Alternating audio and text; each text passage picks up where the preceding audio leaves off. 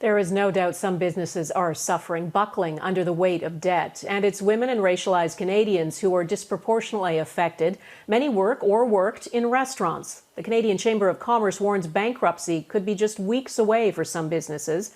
And as Abigail Bimman explains, it's urging the federal government to change some of the rules around the Emergency Rent Subsidy program. We have around 200 staff. We usually have a lineup out the door. The place is packed at 750 people-ish. Now we only have about 8 staff. I describe it as in walking on eggshells. We just don't know what's going to happen, even by the end of tonight, because the laws changed so much.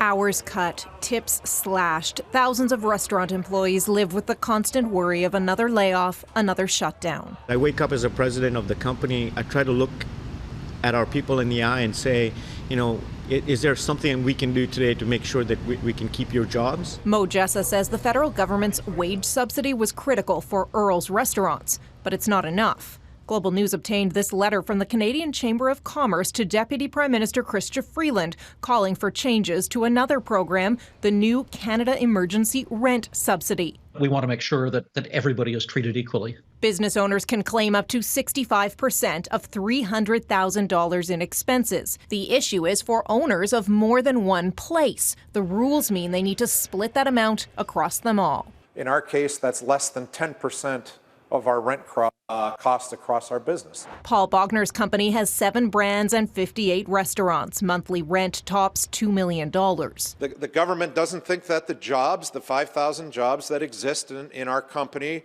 are as important or important at all as the franchise or the single unit operator across the street who they're providing full funding for. I do think that there should be a cap of some sort, again, to ensure that the program is helping as many types of businesses as it can, and not forgetting about the standalone businesses. If our guests are not earning as much as they used to, then they won't be as generous to us.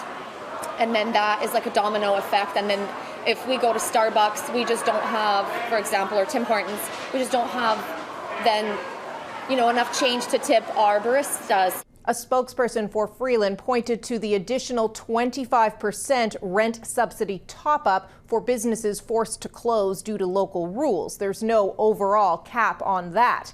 And a government source tells Global News the retooling of the rent program was done with the restaurant industry in mind, but they're certainly open to more feedback. Abigail Bimman, Global News, Ottawa.